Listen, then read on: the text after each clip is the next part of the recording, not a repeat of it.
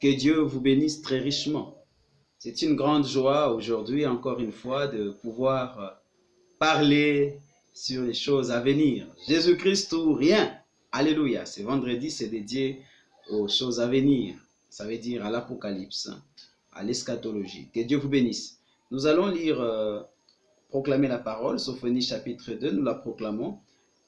Rentrez en vous-même, 1 à 3. Examinez-vous, nations sans pudeur, avant que les décrets s'exécutent et que ces jours passent comme la balle, avant que la colère ardente de l'Éternel fonde sur vous, avant que les jours de la colère de l'Éternel fondent sur vous. Cherchez l'Éternel, vous tous humbles du pays qui pratiquez ses ordonnances. Recherchez la justice, recherchez l'humilité, peut-être serez-vous épargnés au jour de la colère de l'Éternel. Amen. Et la justice, c'est un don gratuit dans le Nouveau Testament que Dieu nous donne par Jésus-Christ notre Seigneur. Que Dieu vous bénisse encore une fois. Amen. Nous avons découvert que le jour du Seigneur, le jour de l'Éternel qui était annoncé dans la Bible, c'est appelé le jour du Seigneur dans le Nouveau Testament. Et ce jour est un jour de 24 heures. Un jour de 24 heures. Nous relisons Ésaïe 61, versets 1 à 2. L'Esprit du Seigneur l'Éternel est sur moi, car l'Éternel m'a oint pour porter de bonnes nouvelles aux malheureux. Il m'a envoyé pour guérir ceux qui ont le cœur brisé, pour proclamer aux captifs la liberté et aux prisonniers la délivrance, pour publier une année de grâce de l'Éternel et un jour de vengeance de notre Dieu, un jour de rétribution. Nous savons que quand le Seigneur est venu, la première fois, en Luc 4, il a lu cette écriture au verset 16 et il s'est arrêté en plein milieu de la phrase. Il a lu une année de grâce de l'Éternel, il a fermé les rouleaux, il l'a remis au prêtre disant qu'aujourd'hui cette écriture est accomplie. Cette deuxième partie, et un jour de vengeance de notre Dieu n'est jamais accompli, n'est pas encore accompli comme les gens ont prétendu. Le Seigneur n'est pas encore venu, le jour du Seigneur n'est pas encore là. Alors ce jour-là sera un jour de vengeance, un jour de souffre, un jour terrible. Nous l'avons découvert. Alors, en lisant 1 Thessaloniciens chapitre 5 au verset 1 jusqu'à 4, là nous voyons Paul parler du jour du Seigneur. Il dit que ce jour-là, ça sera comme un voleur pendant la nuit. Et nous savons que le Seigneur lui-même l'avait déjà dit quand il a eu à prêcher sur terre. Quant à l'époque et au moment de ces événements, quels événements? Ce sont les événements qu'il a précités dans 1 Thessaloniciens 4, 13 à 18. Il parle de la venue du Seigneur, son apparition dans les airs. Il parle de la résurrection des saints. Il parle du cri des commandements, de la voix de l'archange et du son de la trompette. Il parle aussi de l'enlèvement à la rencontre du Seigneur dans les airs. Toutes ces choses doivent s'accomplir le même jour, au jour du Seigneur. Et à part ces événements, nous savons qu'il y a d'autres événements, dans le même jour d'ailleurs. On a découvert qu'il y aura la guerre en ces mêmes jours. Quant à l'époque et au moment de ces événements, vous n'avez pas besoin, frère, qu'on vous écrive à ces sujets. Vous savez fort bien vous-même que le jour du Seigneur viendra de façon aussi inattendue qu'un voleur en pleine nuit. Lorsque les gens diront « maintenant règne la paix », maintenant nous sommes en sécurité et nous savons qu'il y aura un temps de paix entre guillemets terrestre sur la terre ici, parce que la bête va exercer son pouvoir pendant 42 mois et il va donner la paix au monde. Vraiment la paix, telle que c'est écrit là. Mais c'est une paix de courte durée, la paix du monde. Alors précisément la ruine fondra subitement sur eux. Qu'est-ce que la ruine? C'est la destruction. Comme les douleurs saisissent la femme enceinte et aucun n'échappera. Amen. C'est jusqu'au verset 3. Aucun n'échappera. Ce jour, c'est le jour où le Seigneur va paraître dans les cieux, selon Matthieu 24, et où tout œil le verra. Il est écrit, tout œil le verra, toutes les nations vont le voir. Matthieu 24, verset 30. C'est alors que le signe du Fils de l'homme apparaîtra dans les ciels. Alors tout le peuple de la terre se lamenteront et ils verront le Fils de l'homme venir sur le nuée du ciel avec beaucoup de puissance et de gloire. Ceci nous montre, si c'est ce même jour que l'enlèvement va aussi s'accomplir, l'enlèvement ne sera pas soudain, comme on l'a toujours dit.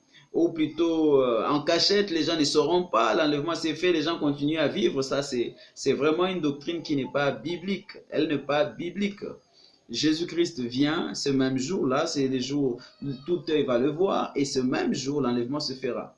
Alors, oui, il prend l'un, il laisse l'autre, c'est vrai, mais ça ne sera pas une surprise. Donc, ça ne sera pas une surprise, c'est aux yeux de tous, aux yeux de tous.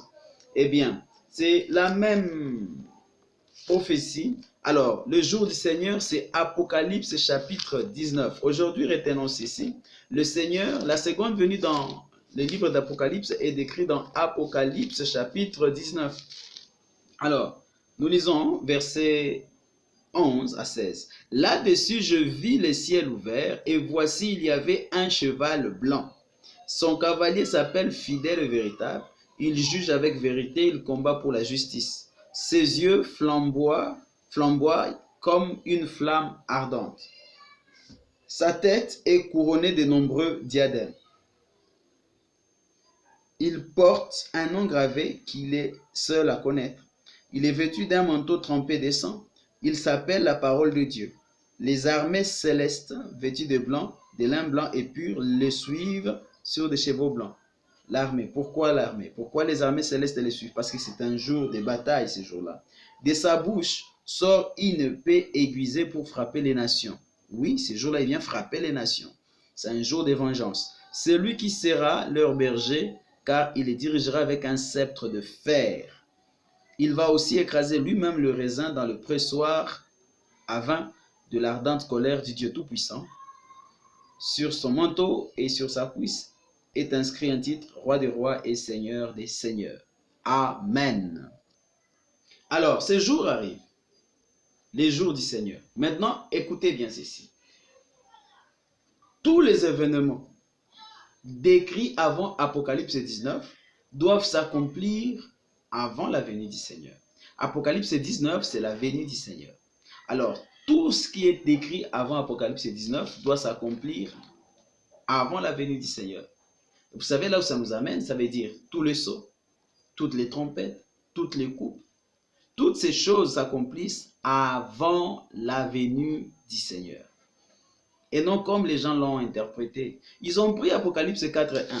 Après que Jean ait écrit les 7 prophéties, les 7 lettres, les 7 avertissements aux 7 églises, nous voyons que dans Apocalypse 4.1, après cela, je vis une porte ouverte dans le ciel, et la voix que j'avais entendue me parlait au début, et qui résonnait comme une trompette me dit, monte ici, et je te montrerai ce qui doit arriver après cela.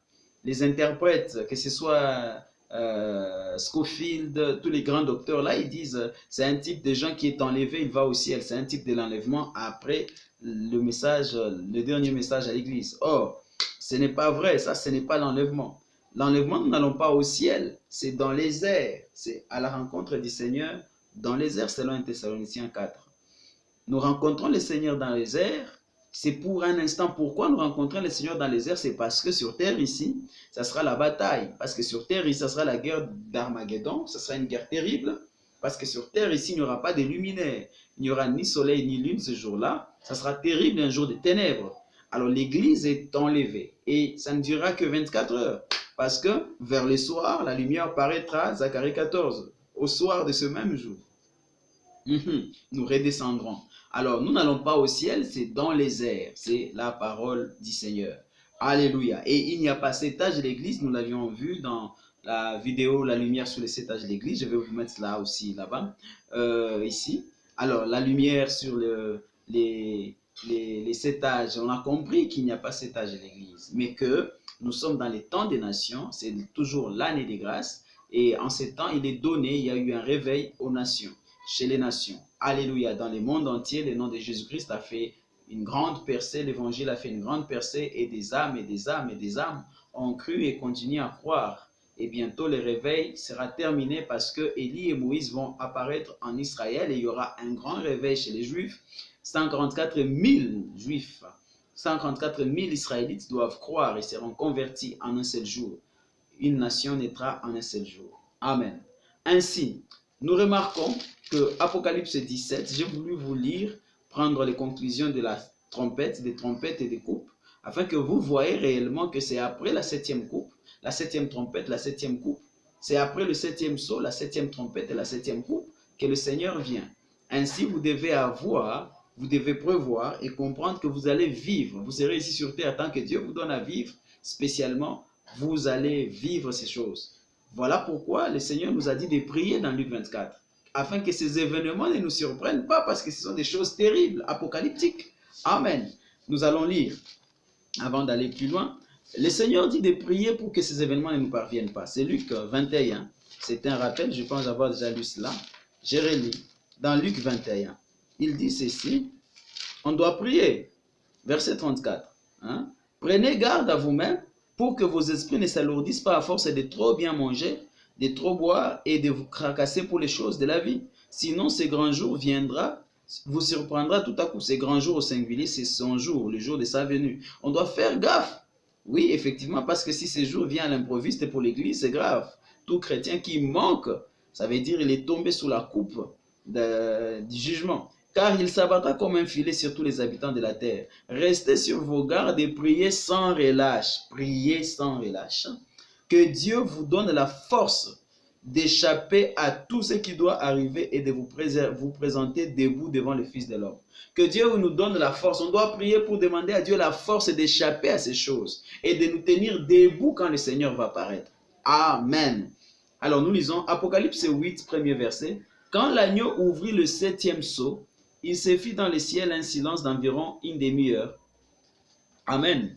Dans beaucoup de Bibles, vous allez voir que dans les versets 2, ça commence avec « et ». Été, c'est une conjonction et c'est qui relie deux propositions. Alors, et j'ai vu les 7 anges qui se tiennent devant Dieu, cette trompette leur fut donnée. Donc, toutes les trompettes sont dans le 7e sceau. Le 7e sceau a commencé par un silence de 30 minutes au ciel. Et c'était comme un temps calme, c'est un temps de préparation à tout ce qui doit se dérouler ici. Le 7e sceau, c'est le dénouement, c'est le sceau de la fin au fait. Quand il s'ouvre ainsi, et toutes ces choses doivent s'enchaîner. Ainsi, de Apocalypse 8 jusqu'à Apocalypse 19, c'est dans ces temps-là que nous sommes. Nous sommes là. Et chaque chapitre relate un événement majeur qui doit s'accomplir sur la terre. Nous allons venir pour prendre chaque chapitre. Hein. Nous prendrons Apocalypse 9. Je disais que j'attends que les livres que j'ai écrits sur le premier malheur puissent sortir afin peut-être de décortiquer. En attendant, je vais continuer à faire la lecture de l'Apocalypse parce qu'il est dit heureux celui qui lit et heureux ceux qui entendent.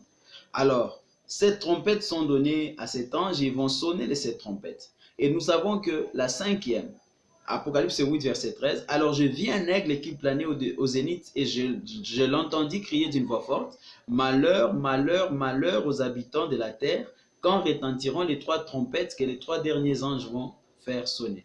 Je vous demanderai de faire d'abord un travail simple, la lecture. Lisez par vous-même l'Apocalypse. Lisez-le. Il est dit, heureux celui qui lit et ceux qui entendent. Lisez l'Apocalypse. Lisez simplement d'abord, sans chercher une interprétation. Lisez simplement. Et en lisant, vous allez voir les choses qui sont décrites. Vous pouvez lire et relire les livres continuellement. Lisez, lisez, lisez. Alors vous aurez les événements. Alors quand on va parler ceci, trompette, coupe, vous ne serez pas troublé, qu'est-ce qu'il veut dire? Parce que d'abord c'est ce qui est écrit. Vous devez d'abord lire, connaître même le texte. Alléluia. Amen. Alors, nous avançons. Malheur, malheur 3 fois. Et c'est la 5e, la 6e et la 7e trompette. Alors Apocalypse 17 annonce, Apocalypse 10 verset 7. Au jour où retentira la trompette du 7e ange, tout le plan secret de Dieu s'accomplira comme il a annoncé à ses serviteurs, ses prophètes. C'est une annonce, ce n'est pas un acte accompli. Ceci s'accomplit dans Apocalypse 11. Alors nous entrons dans Apocalypse 11, verset 14. Je lis 14, je commence par 14. Le 2e malheur est passé, voici le 3e malheur vient rapidement. Le 2e malheur commence dans Apocalypse 9, du verset 13 au verset 21. C'est la 3e guerre mondiale. Nous nous en approchons, vous savez, dans quelques années, dans quelques décades, nous y serons par là. Nous y serons. Alors nous sommes en train de prier pour que Dieu nous aide à traverser ces moments difficiles. Alors, cela continue dans Apocalypse 11. Nous voyons, c'est toujours dans le 2e malheur. Il y a les temples qui doivent être reconstruits parce qu'on demande à Jean de calculer, de mesurer les mesures du temple. Et puis, il y a Élie et Moïse qui doivent prophétiser. Et puis, ils doivent, pendant 1260 jours, ils seront tués. Et après 3 jours, ils seront enlevés. Après cela, Nous voyons la septième trompette ici maintenant, le troisième malheur. Le deuxième malheur est passé. Il passe quand? Avec l'enlèvement d'Élie et de Moïse. Donc, ce sera vraiment ainsi en nous approchant, à partir de maintenant, alors que nous avançons, d'un moment à l'autre, nous apprendrons qu'il y a un temple reconstruit. D'un moment à l'autre, nous apprendrons subitement qu'une guerre a éclaté. D'un moment à l'autre, nous aurons à apprendre qu'Élie et Moïse ont eu à prêcher là-bas, en Israël, et il y aura 54 000 juifs qui vont être sauvés. Eh bien, ces choses sont en train de nous montrer simplement que le Seigneur arrive. Nous ne sommes pas loin de sa venue, mes frères. Je me réjouis. Nous y sommes de plus près, certainement. Eh bien, je lis le verset 15, Apocalypse, je suis toujours dans Apocalypse 11, maintenant le verset 15. Il est dit, voici le troisième malheur vient rapidement. Verset 15, le septième an sonna de la trompette et des voix retentirent dans les ciels. Le royaume du monde a passé maintenant aux mains de notre Seigneur et de son Christ. Il régnera éternellement. Vous voyez, la seconde venue, l'établissement du royaume, c'est après la septième trompette. Donc, toutes les trompettes sonnent avant que Jésus ne vienne. Acceptons cela, c'est l'écriture. Et les 24 vieillards qui siègent devant Dieu sur leur trône se prosternèrent la face contre terre et adorèrent Dieu en disant, Seigneur Dieu Tout-Puissant, qui est et qui était, nous te disons notre reconnaissance, car tu as mis en œuvre ton immense puissance pour établir ton règne. Les nations s'étaient soulevées dans leur fureur, mais ta colère est arrivée. L'heure est venue où tous les morts seront jugés et où tes serviteurs les prophètes, tous ceux qui t'appartiennent, tous ceux qui te révèrent, petits et grands seront récompensés. C'est aussi le moment où ceux qui détruisent la terre seront détruits. Alors s'ouvrit le temple de Dieu qui est dans le ciel, et les coffres de son alliance y apparurent. Il y eut des éclairs, de voix, des coups de tonnerre, un tremblement de terre et une forte grêle. Alors, après la septième trompette, il y a quelque chose d'autre qui suit. Nous voyons ici les coupes. Je saute Apocalypse 12, 13, 14 et nous sommes dans Apocalypse 15. Nous y reviendrons. Nous allons voir que chaque chapitre donne un élément de quelque chose qui doit s'accomplir. Et tel que les chapitres se suivent, tels les événements se suivront aussi. Le livre d'Apocalypse est inspiré chronologiquement, littéralement, dans tous les sens. Il est vraiment inspiré. Que Dieu vous bénisse. Alors, Apocalypse 15, je lis 1:8. C'est l'introduction des coupes. Puis je vis dans les ciels un autre signe grandiose qui me remplit d'étonnement. 7 anges portant 7 fléaux, les 7 derniers par lesquels se manifeste la colère de Dieu. Vous voyez, je vis aussi comme un mer cristalline mêlée de feu. Ceux qui avaient vaincu la bête, son image et le nombre de son nom s'éteignaient sur la mer de cristal, s'accompagnant des harpes divines. Ils chantaient les cantiques de Moïse, le serviteur de Dieu, et les cantiques de l'agneau. Ils chantaient, Seigneur Dieu Tout-Puissant, tout ce que tu as fait est grand et admirable, roi des nations. Ce que tu fais est juste et conforme à la vérité. Qui oserait, Seigneur, refuser de te révérer et de te rendre gloire? Car toi seul tu es saint, et toutes les nations viendront pour se prosterner devant toi, car il deviendra manifeste que tes actions sont justes. Après cela, je vis s'ouvrir dans les ciels le temple qui abritait les tabernacles du témoignage. Ça, c'est la même chose que Apocalypse 11, où nous venons de lire là, verset 19. Les 7 anges, porteurs des 7 fléaux, sortirent du temple. Donc là, quand le temple est ouvert, il est dit là, Apocalypse 11, 19, alors s'ouvrit le temple de Dieu qui est dans le ciel, et les coffres de son alliance y apparurent.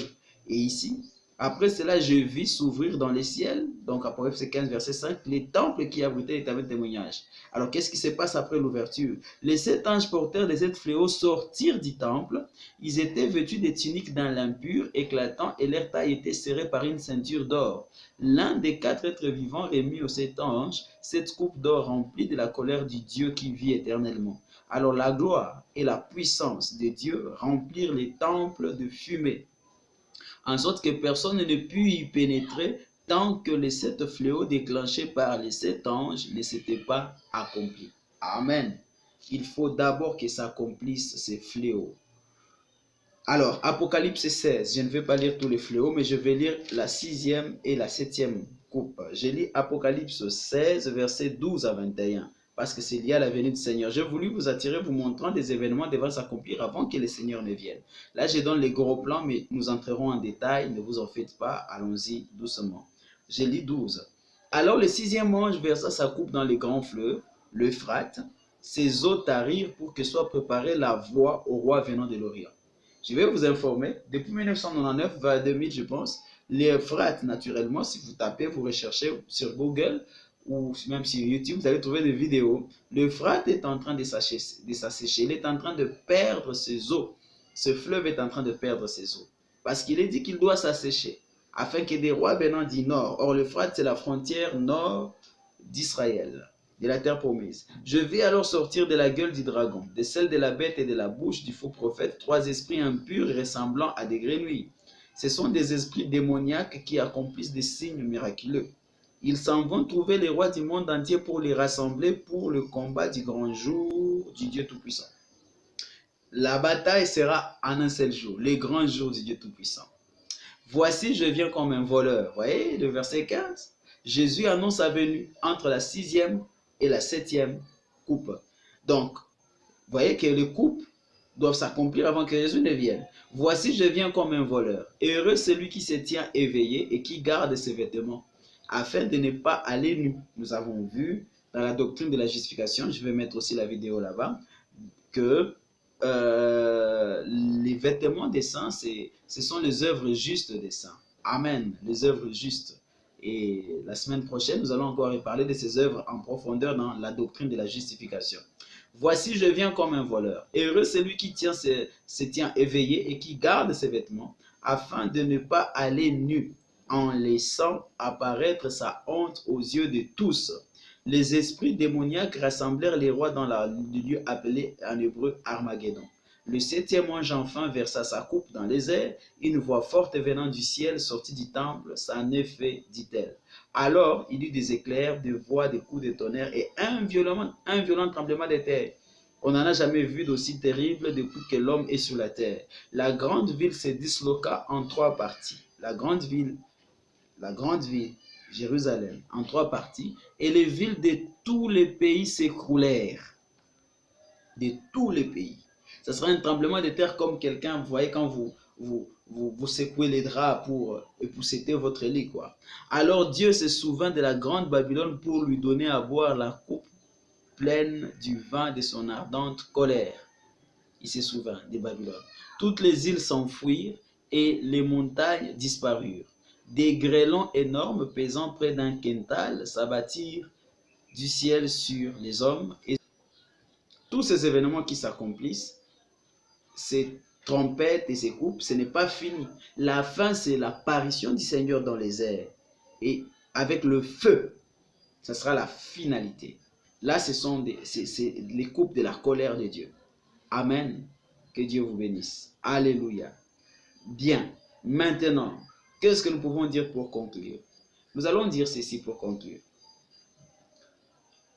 Les trompettes, je le rappelle encore, je le souligne, les coupes, tous ces événements, tout ce qui est prédit là, ce sont des choses qui s'accomplissent avant que le Seigneur ne vienne. Et l'Église va vivre ces choses. Tout ce que l'Église doit faire, selon Luc 21, tel que nous venons de le lire, c'est de prier afin que Dieu lui donne la force d'échapper à ces choses. Et heureux celui qui prie. Abraham a prié, intercédant. Lui-même n'a pas vécu le jugement qui est tombé sur Sodome et Gomorrhe. Et son intercession a même délivré son frère Lot. Ainsi, nous aussi, nous devons être dans la prière et l'intercession. C'est l'esprit qui doit caractériser l'Église. Un esprit de prière, un esprit d'intercession. Parce que des choses terribles doivent s'accomplir avant la venue du Seigneur. Et l'Église doit prier. Dieu qui avait écarté, qui avait épargné l'Église en son commencement, à l'époque, en l'an 70 avec Titus, du jugement qui était tombé sur Jérusalem, Dieu épargnera encore son Église en ces temps de la fin, grâce au Saint-Esprit. Que Dieu vous bénisse, vous qui aimez le Seigneur et qui hâtez sa venue. Je vous salue dans le nom de Jésus. Je continuerai à parler de ces choses, je ne m'arrêterai pas par la grâce du Seigneur parce que l'onction de Dieu est sur moi pour parler de ces choses. Le Seigneur m'a oint depuis 2020 d'une manière particulière, il m'a ouvert les yeux, il m'a oint pour parler des choses eschatologiques, pour parler de l'accomplissement des événements. Ainsi, je suis en train de parler afin d'avertir. Que la paix de Dieu soit avec vous. À la prochaine. Que Dieu vous bénisse très richement. Amen.